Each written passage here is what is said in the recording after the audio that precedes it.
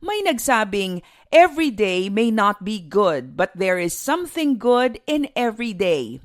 Magandang araw, ako si Maloy Malibiran sa Lumbides para sa Pro Tips, partner mo sa inspiradong trabaho at negosyong umaasenso. Maaring hindi ayon sa iyong mga plano ang nangyari sa isang araw. Maaring may hindi magandang karanasan na nangyari sa iyong trabaho o negosyo.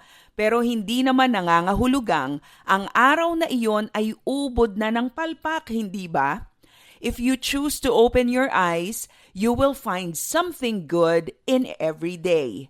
Paano nga ba ito mangyayari? Hindi ka naman perpekto. Hindi naman perpekto ang araw o ang trabaho mo.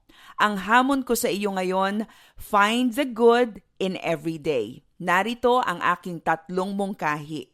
Una, be thankful for the highs and don't just focus on the lows of the day. Sa bawat magandang karanasan na darating sa buhay mo ngayon, magpasalamat sa Diyos at sa mga taong ginamit niya upang magkaroon ng maayos at magandang bahagi ang araw mo.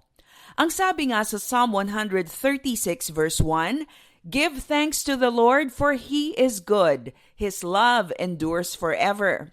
For sure, there is something good in your day that you can thank the Lord for dahil hindi naman nagmamaliw ang kanyang kabutihan. Pangalawa, find the good in people and stop counting their flaws and mistakes. Minsan nagiging parang ubod ng miserable ang araw natin dahil ang palagi nating tinitignan ay ang kapintasan ng ating mga kasama. Yun ang nakikita mo dahil ayaw mong bigyan ng oras ang pagtuklas sa strengths at kabutihan ng mga tao sa iyong paligid. Find the good in people and help bring out the best in them. Pangatlo, be the good in someone's day-to-day. Kung nais mong magkaroon ng magandang karanasan ngayon, be good and show kindness to someone today.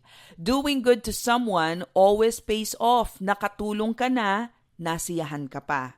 Ang sabi nga, kung gusto mo ng pagbabago, simulan ang pagbabagong hangad mo. Hindi man ideal o perpekto ang babalikan mong trabaho ngayon, tiyak akong there is something good waiting for you in your place of work. Be thankful for the highs of your day, find the good in people, and be that dose of goodness that will bring a smile to someone. Para sa Pro Tips, ako si Maloy Malibiran sa Lumbides.